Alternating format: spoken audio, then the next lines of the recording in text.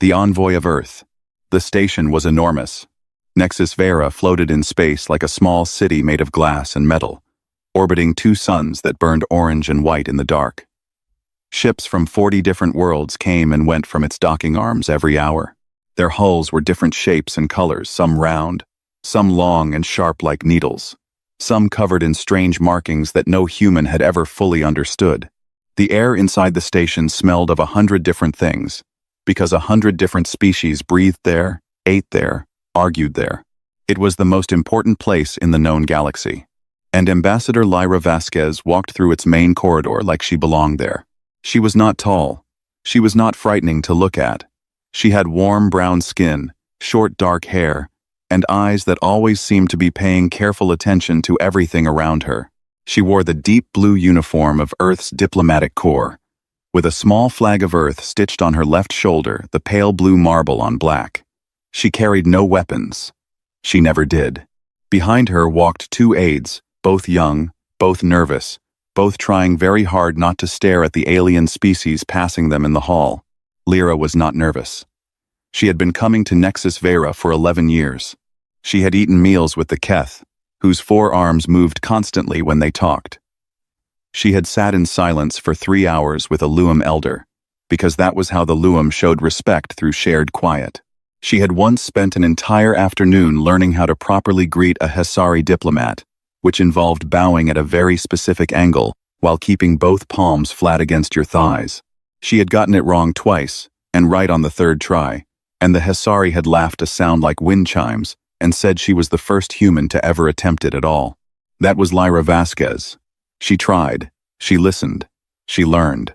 In a galaxy where most species assumed humans were loud, emotional, and too young to be taken seriously, Lyra had spent her career proving otherwise, one conversation at a time. The summit she was attending was one of the largest in conclave history. 40 species, all gathered to negotiate new boundaries for interstellar trade, mining rights in the outer reach, and the question of which young civilizations, including humanity, would receive expanded voting rights in conclave decisions. It was a big moment. Some said it was the biggest moment for Earth since first contact. Lyra knew the stakes.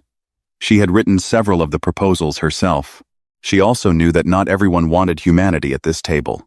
As she turned a corner near the main diplomatic hall, she passed a group of Ven.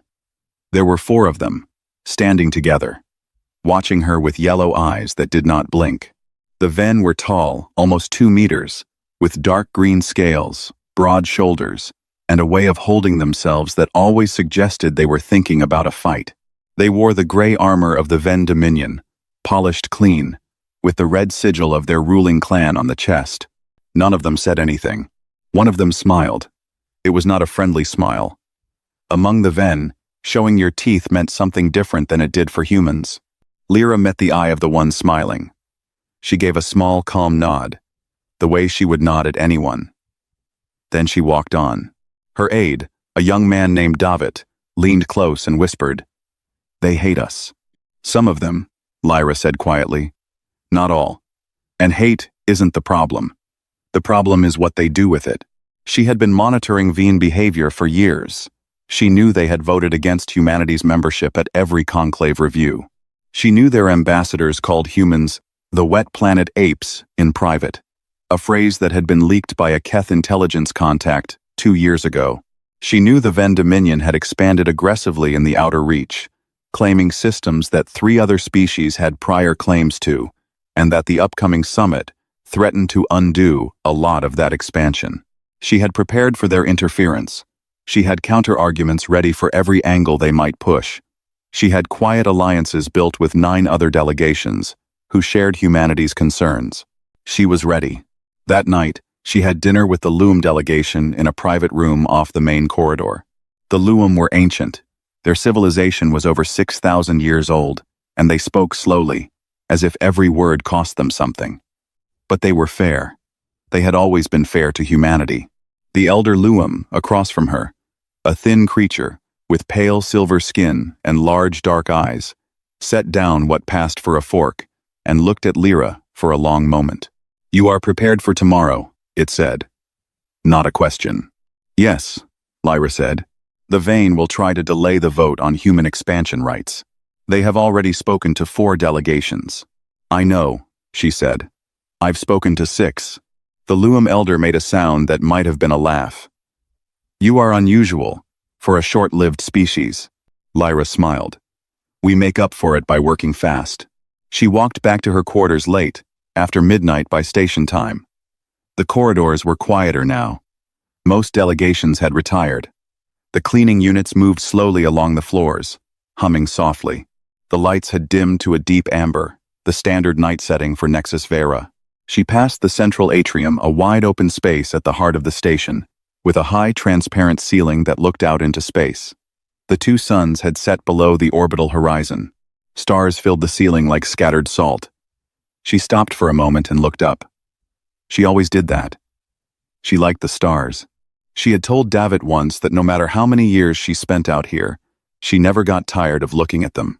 She went to her room. She reviewed her notes for an hour. She set her alarm. She slept. She did not know it was the last night she would ever sleep. The next morning, at 6 o'clock station time, the central atrium filled with the soft sound of an alert. It was not loud. It was the kind of alert that stations used when something had been found, not an emergency. Not yet, just a notification that something required attention. The first person to see it was a Hesari maintenance worker, then a Keth security officer, then everyone. Lyra Vasquez lay in the center of the atrium floor, beneath the star-filled ceiling she had stood under just hours before. She was still wearing her blue uniform. The Earth flag was still on her shoulder. She was gone. And on the floor beside her, drawn in a substance that shimmered dark red under the amber lights, was the sigil of the Vian ruling clan. They had not even tried to hide it. Within minutes, the news was moving through the station. Within an hour, it had crossed the communication relays and was burning through the dark between stars at the speed of light, aimed straight at a small blue planet, orbiting a single yellow sun. The conclave fell silent. 40 delegations stood or sat or hovered in their rooms, all of them doing the same thing. Waiting.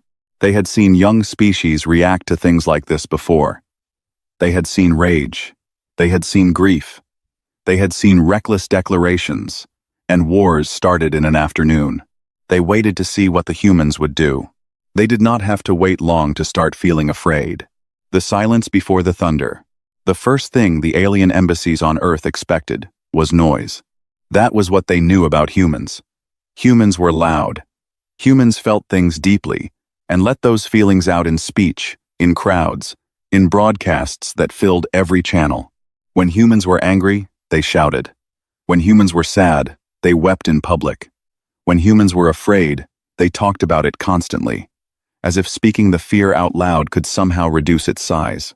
So when the news of Ambassador Vasquez's death reached Earth, the Keth embassy in Geneva activated its monitoring systems and turned every sensor toward human media channels. The Hesari ambassador woke her staff in the middle of the night and told them to begin logging human communications. The Luam observer, an old creature named Ven Soa who had lived on Earth for 30 years and understood humans better than almost anyone, sat in his room and turned on his screen and watched. For the first 2 hours, there was exactly what everyone expected. News channels exploded. Civilian broadcasts filled with shock and grief. Human social media, a vast, chaotic space that aliens had always found both fascinating and overwhelming, lit up with millions of voices. People cried on camera. People called it an act of war. People demanded answers. Political figures gave urgent statements. Crowds gathered outside the UN Interstellar Council building in Geneva, holding lights and photographs of Lyra Vasquez. The Veen ambassador at Nexus Vera watched the footage and leaned back in his chair. He turned to his aide and said what they had all been thinking. They will make a speech. They will cry. Then they will do something stupid and fast, and we will be ready for it. It was a reasonable assumption. It was also completely wrong, because somewhere around the 3rd hour, the noise stopped. Not all at once. It faded. The crowds outside the UN building were gently asked to go home, and they went. The political statements stopped. The major news channels shifted from frantic coverage to calm, measured updates. Human social media did not go silent, it never fully did, but the tone changed. The rage and grief were still there, but underneath it, something else appeared. A kind of quiet, a waiting. The Keth monitoring officer sent a note to her supervisor. Something is different. I cannot explain it yet.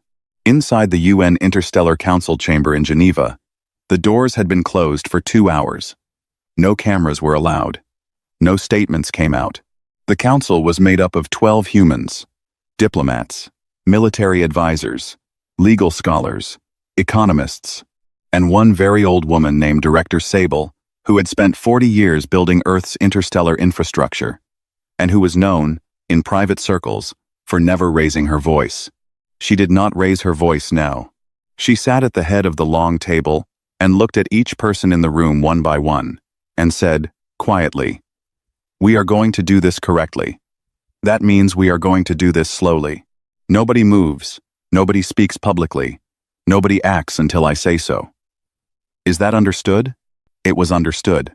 The military advisor, a man named General Pars, placed a single sheet on the table. It listed the current position of every human deep space asset. There were more of them than the conclave knew about. Earth had been careful, over the years, not to advertise everything it had built. The legal scholar, Dr. Emeka Ose, a quiet man in his 50s who had written most of Earth's interstellar legal framework, opened a file on his tablet and began working. He did not look up for a long time. The economist on the council pulled up a map of Veen trade networks and began tracing lines. Nobody shouted. Nobody declared anything. They worked. On Nexus Vera, the Van ambassador held a press gathering in the conclave's public forum. He stood in front of cameras from a dozen species and said, with a thin smile, that the Veen Dominion regretted any misunderstanding, that the sigil found at the scene was being investigated, and that he hoped humanity would respond with the maturity expected of a conclave member. Then he paused, looked directly at the camera linked to the human press channel, and said, "We hope Earth does not do something it will regret." Several alien journalists in the room shifted uncomfortably. The Keth correspondent nearest the door later said she felt, in that moment, a very specific sensation she had only felt a few times in her career. The sensation of watching someone walk towards something they could not see. Earth's response to the Venn statement was sent 6 hours after the assassination. It was 3 sentences long. Earth has received the news of Ambassador Vasquez's death. We are currently conducting a full review of all available information. We will respond when we are ready. That was it. No anger. No threats. No dramatic language. 3 sentences. Formal and flat, like a door being closed very quietly. The Hesari ambassador read it twice. Then she sent an urgent message to her home government. I do not know what they are doing. That is the problem. Ven Soa, the old Luam observer who had lived on Earth for 30 years, read the statement and turned off his screen and sat in the dark for a while. He had seen humans angry before. He had seen them grieve. He had never seen them like this. This stillness was not the stillness of a species that did not know what to do. It was the stillness of a species that already knew exactly what it was going to do, and was simply making sure every single piece was in place before it moved. He sent a message to the Loom Elder Council. It said, "Do not interfere. Do not take sides. And whatever you do not stand near the Ven when the humans finish thinking." 48 hours passed. The Van Dominion began moving a portion of their home fleet toward the outer lanes, a show of strength, the kind of maneuver that usually made younger civilizations nervous. The conclave registered the movement and sent a formal note of concern to the Veen, which the Veen ignored, which they had done before and suffered no real consequence for. What the Ven did not notice, because it was not loud and it was not announced, was that 3 human carrier fleets had already moved into positions that the Ven's sensors were not pointed at. Human ships ran quiet when they needed to. It was something they had practiced for years in their own space, where no one was watching. The civilian shipping lanes around human territories shifted. Cargo routes reorganized. Certain supply chains rerouted through Allied space. Quietly, efficiently, with no official explanation given. A Keth intelligence analyst named Yura 6 was the one who first saw the pattern. She had been tracking human logistics data as part of her routine work, and she noticed that the small, unremarkable changes added up to something that was not unremarkable at all. She pulled together everything she had and laid it out on her screen and stared at it for a long time. Then she walked to her supervisor's office and said, without sitting down, "They are not grieving. They are not preparing to make a speech. They are not about to do something reckless." Her supervisor looked up. "Then what are they doing?" Yura 6 looked at her notes. "They are preparing," she said.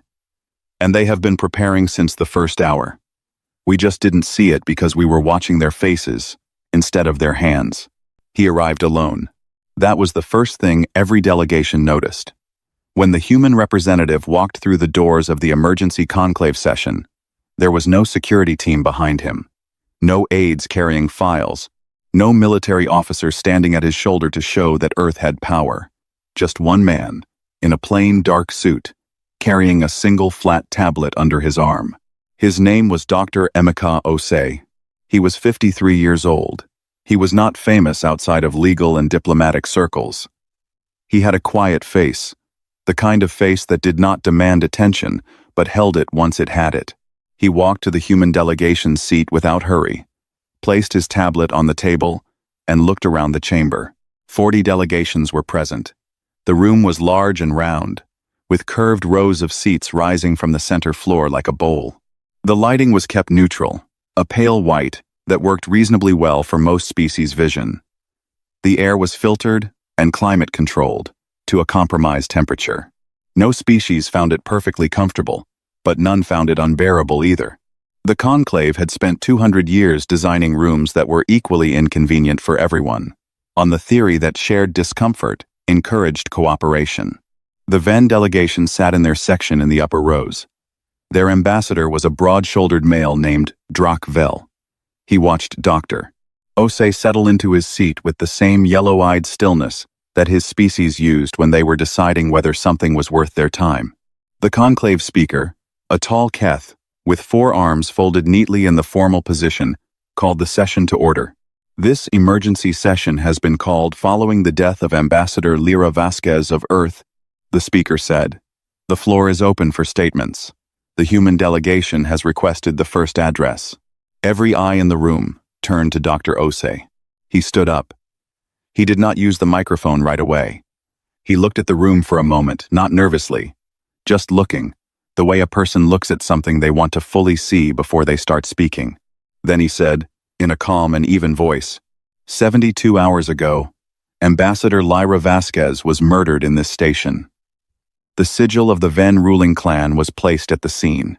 We have spent the last 72 hours finding out exactly what happened. I am here today to tell you what we found, and what Earth has decided to do about it. He set his tablet on the table and pressed a key. The central display screen at the heart of the chamber lit up. What followed was 40 minutes that no delegation present would ever forget. Dr. Osei walked through the forensic reconstruction of the assassination with the patience of a teacher explaining something simple.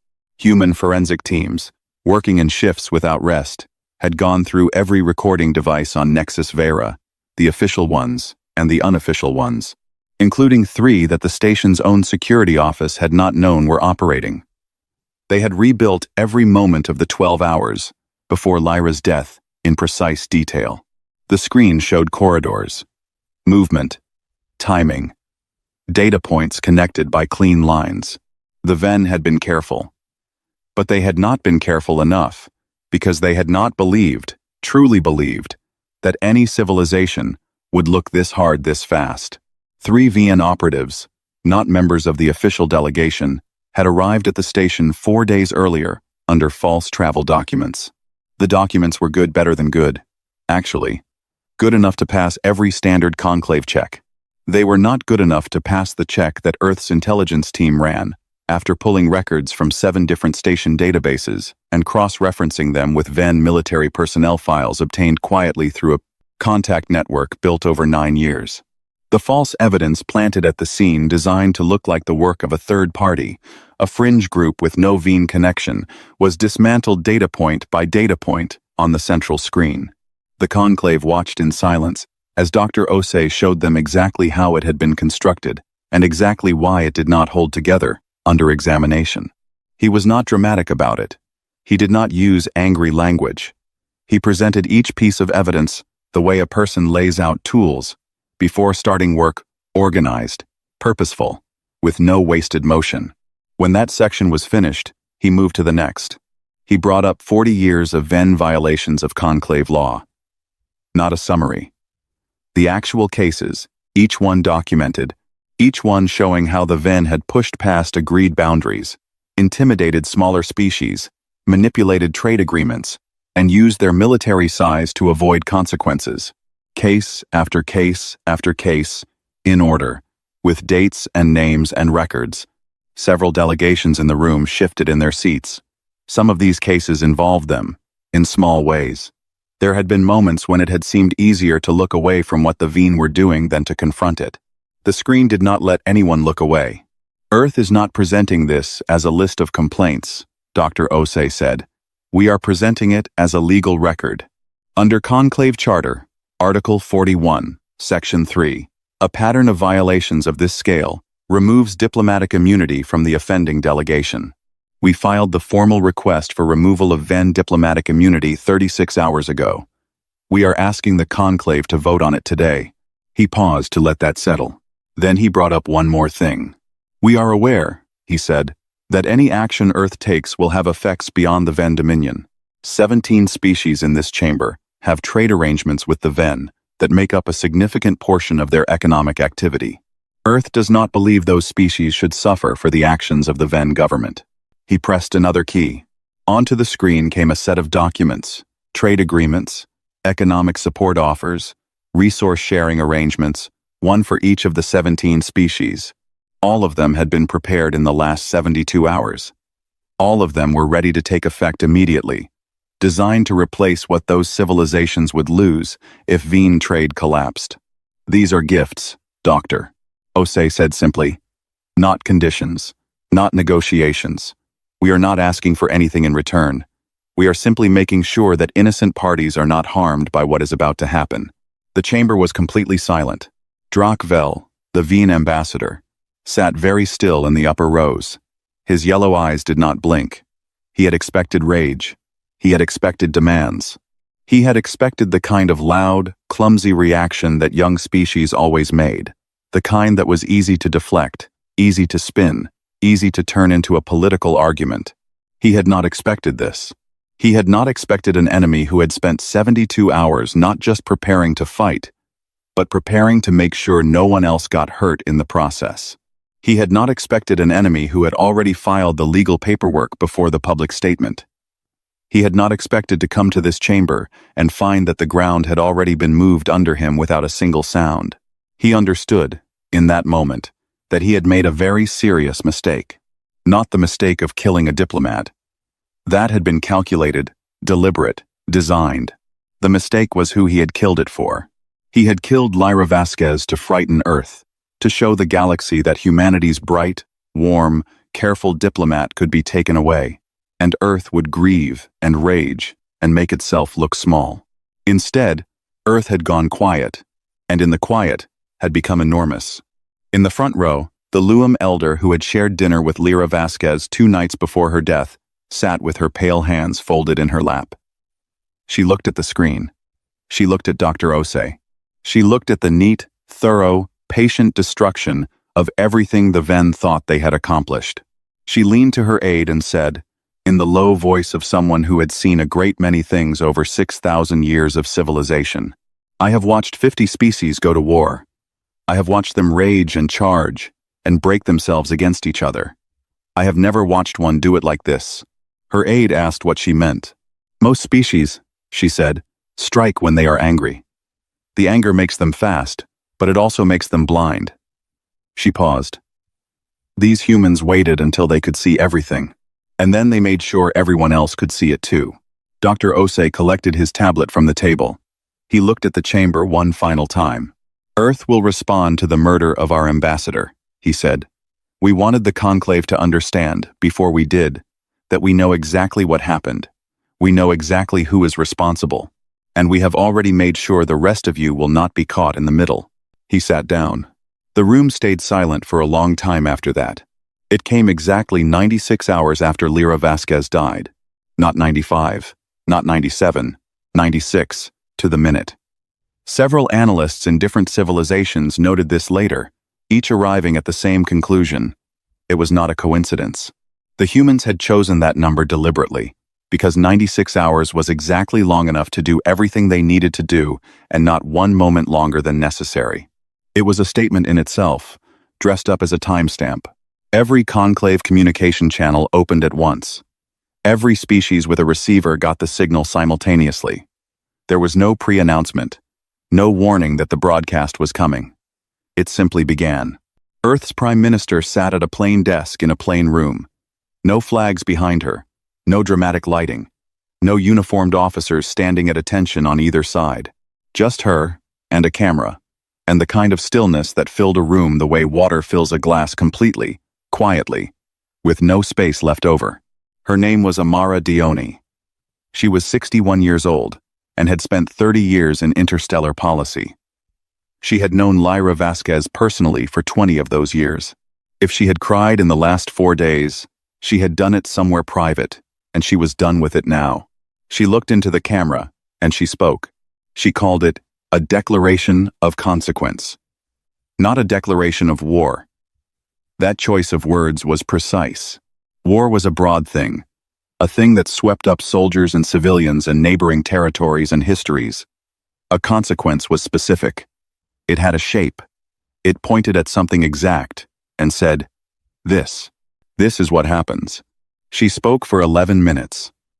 She laid out, clearly and simply, what Earth had determined had happened, who was responsible, and what Earth was going to do. She did not use threatening language. She did not raise her voice. She spoke the way a person speaks when they have already decided something and are simply informing others of the decision. The way a person tells you the weather, not asking for your opinion, not hoping you agree, just saying what is true. When she finished, she looked into the camera for one more second. Then the broadcast ended, and everything that had already been in motion began to arrive. The first thing to hit the Van Dominion was not a weapon. It was silence in their accounts. The Vane had built their military expansion over 40 years on a complex financial structure that reached into many parts of the galaxy: trade partnerships, resource contracts, holding companies registered under conclave neutral zones, shipping agreements that moved goods through systems belonging to 7 other species. It was a web, and it was strong, and the Veen had assumed no single civilization could damage it, because damaging it would require knowing all of it, and nobody knew all of it. Earth's economists had spent 72 hours mapping every thread.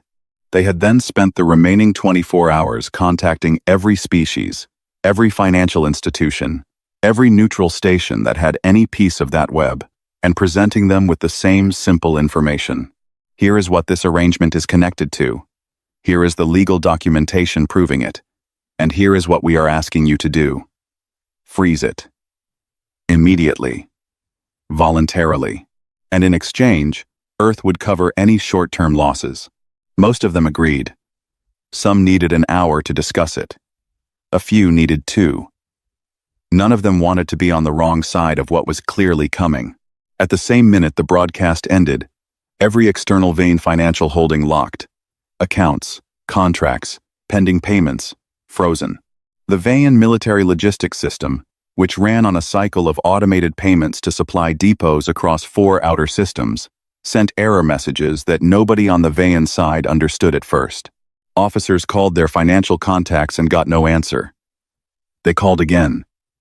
Still no answer. A Veen logistics commander later described the experience as trying to grab something solid and finding it had turned to air. The Ven home fleet had been positioned in the outer lanes as a show of force. It was a large fleet. The Ven had spent a century building it, and it was genuinely powerful, larger than anything most conclave species could field, and the Ven knew it. They had assumed that if it came to a military confrontation with Earth, size would decide the matter. They began moving toward the human carrier positions when they detected them. What happened in the next 4 hours was something that only a small number of living beings ever saw directly. The recordings were later reviewed by military analysts across dozens of civilizations, and the reviews kept arriving at the same uncomfortable conclusion. They were not sure what to call it. It was not a battle in the way most civilizations understood battles. It was faster than that, and quieter, and far more one-sided. Human carrier ships were designed differently from most conclave military vessels. Most species built warships to be visible, large, armored, broadcasting power.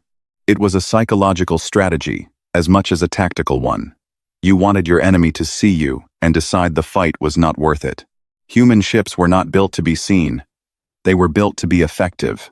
When the Ven fleet moved into engagement range, they found that the human ships had already adjusted position twice in the preceding hour, placing themselves in configurations that the Ven tactical systems had not anticipated, could not quickly adjust to, and did not have good answers for. Human targeting was precise in a way that took the Ven commanders several minutes of incoming damage to fully understand, by which point, understanding it did not help them very much. Human crew communication on open channels during the engagement was brief and professional. Reports, confirmations, adjustments. No shouting, no dramatic statements. One recording caught a human ship commander saying, when her vessel destroyed the largest Ven cruiser in the field, "Target down, moving to next." The words were flat. They could have been spoken by someone completing a list of tasks at a desk. The Ven pulled back after 3 hours. They had lost 11 ships. The humans had lost none. It was not the numbers that broke the Ven commanders. It was the feeling. The feeling that the humans had not been surprised by anything. That every move the Ven made had already been considered, already had an answer waiting for it, as if Earth had written out the whole confrontation in advance, and then simply followed the notes. At Nexus Vera, Conclave security forces moved to the Ven diplomatic quarters. They carried a legal order signed, stamped, approved by 39 of 40 Conclave members in a vote that had taken less than an hour to complete after Dr. Osei's presentation. The order authorized the detention of Drakvel and the full Ven delegation pending formal legal proceedings. The security officer who led the team, a Keth named Forek, later said that Drakvel did not resist. He just stood in the center of his quarters when the door opened, still in his formal ambassador's robes, and looked at the security team with his yellow eyes, and said nothing at all. Forek had detained ambassadors before. It was rare, but not unheard of. The detained ones usually argued. They cited immunity. They threatened consequences. They contacted their governments in a panic. Drakvel said nothing. He walked with the security team quietly. Forek thought, watching him, that he looked like a being who had just understood something, understood it completely, too late, and had no words left for it. Across the galaxy, in newsrooms and embassy offices and government buildings and small rooms where ordinary people were watching their screens, the same conversation was happening in 40 different languages. The Hesari Free Press journalist, who had called Lyra Vasquez a friend, published a short piece that spread across every major communication network within the day. It was not long. One sentence near the end of it became the sentence that everyone repeated. The humans did not avenge their diplomat. They made an example of an empire. In the Ven Dominion's capital city, citizens watched the news in disbelief. Their military had told them, for years, that humanity was a young species, a soft species, a species that felt too much and thought too little. Their state media had called humans emotional, impulsive, a civilization still learning how to be serious. Nobody said that now. What the Ven public was watching instead was their fleet damaged, their finances frozen, their ambassador detained, and their government's carefully constructed version of events shredded in public in front of 40 civilizations, all within the span of 4 days, by a species that had not raised its voice once during the entire process. Director Sable, back in Geneva, received the confirmation reports one by one. She read each one and set it aside. When all of them had come in, she stood up from her desk and walked to the window and looked out at the city for a while. Someone behind her asked if she was satisfied. She thought about it. Satisfied is the wrong word, she said. Lyra is still gone. She turned from the window. But they will know, for a very long time, that there is a cost. A year passed. The galaxy did not forget. Galaxies rarely forget things that frightened them, not truly. Not in the way that a person might forget a name or a date. The memory of what Earth had done in those 4 days settled into the quiet corners of political meetings and military briefings and late-night conversations between diplomats who thought they had seen everything. It did not fade. It became a reference point. Before and after. Before, humanity was the young species. The new ones. Earnest, a little too emotional. Still finding their place at the table. After. Nobody said that anymore. The Ven Dominion still existed, technically. States rarely vanished all at once. But it was smaller now. Much smaller. The legal proceedings following Drakvel's detention had moved through the conclave courts with the same patient thoroughness that Dr. Osei had brought to the emergency session. Cases were built. Evidence was presented. Judgments were issued. Several Veen outer territories were reclassified under conclave-neutral administration, pending new agreements with the civilizations that had prior claims. The Ven military budget, cut off from its external financial architecture, had been reduced by more than half.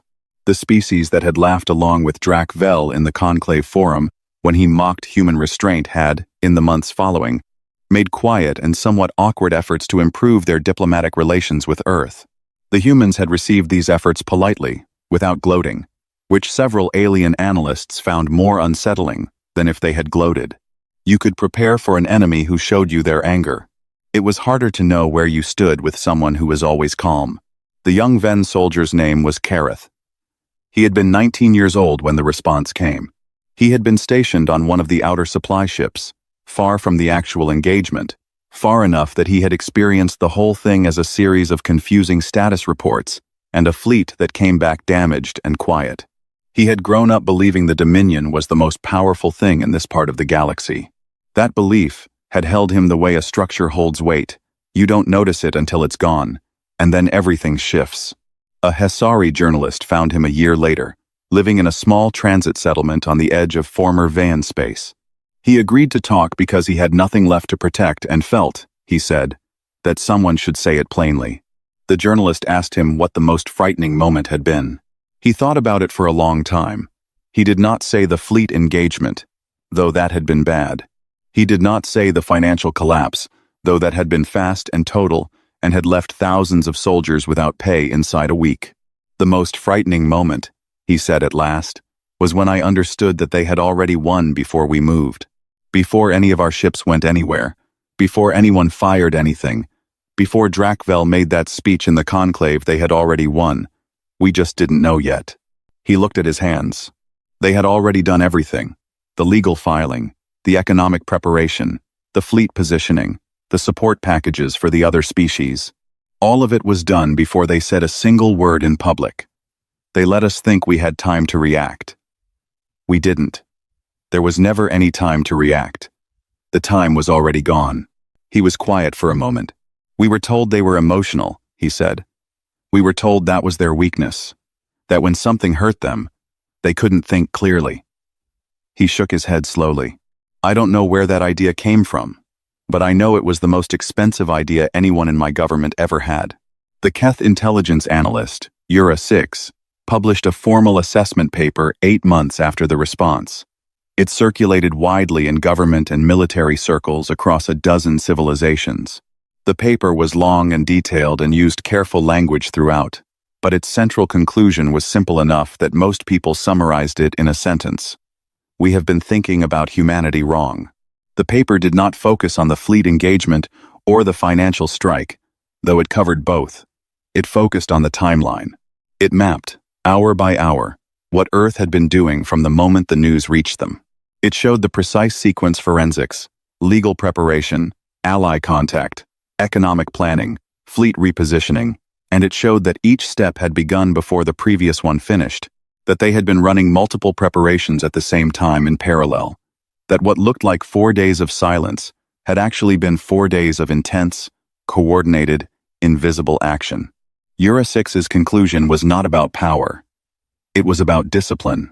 The human capacity for patience is not a cultural accident, she wrote. It is a trained behavior, practiced and maintained under pressure. This is much harder to do than it sounds. Any species can be disciplined when the stakes are low. Doing it when you are grieving, when you are angry, when every instinct is pulling toward immediate action that is something else entirely. What we saw was not the absence of emotion. It was emotion under complete control. That distinction matters enormously. The paper was translated into 31 languages. A copy of it ended up on the desk of every major conclave member government. Some of them updated their threat assessments of Earth. Some of them quietly began reviewing their own behavior and asking whether they had any Venn-shaped situations in their histories that Earth might have noticed. Several of them reached out to schedule diplomatic meetings with human representatives. All of those requests were accepted, politely and promptly. The Luam elder who had shared dinner with Lyra Vasquez 2 nights before her death spent most of the year after writing. She was old, very old, even by Luam standards, and she had decided, some time ago, that what she witnessed in her final years should be recorded properly. She had seen too many important things reduced to summaries, and summaries always lost something. She wrote about what she had observed in the conclave chamber during Dr. Osei's presentation. She wrote about the specific way the room had changed as the evidence was laid out, not dramatically, not all at once, but gradually, the way light changes in a room when a cloud moves away from the sun. She wrote about Drachvel's face in the upper rows, and about how you could see, if you were watching closely, the exact moment he understood what had happened. She wrote a new chapter in the official conclave historical record. She was the only Luam elder currently authorized to add to it, a privilege given after decades of service. The chapter was titled with a phrase that would later be quoted in dozens of historical texts. The species that thinks before it strikes, and strikes without missing. She reread it twice after she wrote it. Then she closed the file and looked out the window of her quarters on Nexus Vera, at the same star-filled ceiling that Lyra Vasquez had stood under on her last night, and she stayed there for a long time, thinking about short lives and long memories, and the strange calculus of grief that turned, in humans, not to chaos, but to clarity. The memorial was unveiled on a quiet afternoon, 1 year to the day. It stood in the central atrium, in the exact place where Lyra had been found. It was not large or elaborate. A smooth, dark panel, head height, with her name and dates and a single sentence underneath, chosen by Earth and approved by the conclave in a unanimous vote. She listened to the stars, and the stars heard her. Delegations from 37 civilizations attended the unveiling ceremony. Several sent their most senior representatives. A few sent their heads of government. 3 species were present, who had never before sent any representative to a human event. Some of the alien visitors wept. The humans in attendance found this quietly moving in a way that was hard to explain the sight of creatures so different, with such different biologies and histories, weeping for a human woman. Lyra would have found it beautiful. She had always thought that the capacity for grief was one of the things that linked species across all the differences of shape and language and custom. Loss looked the same, more or less, everywhere. After the ceremony, when the crowd had thinned and the atrium had grown quiet, Dr. Emeka Osei stood alone in front of the memorial. He had not spoken publicly much in the past year. He had returned to his legal work. He was writing a new framework for conclave diplomatic protection, something with real teeth, something that made the consequences of harming another species' diplomats clear enough that no government could claim confusion about what would follow. He expected it to take another year to finish. He stood and read her name. He had known her for a long time, not as closely as some, but long enough to know she would have disliked a lot of the fuss that had surrounded her death, and would have liked the memorial, which was small and honest. A young conclave aide approached him from the side. She was Hessary, young enough that she had been a student when Lyra died.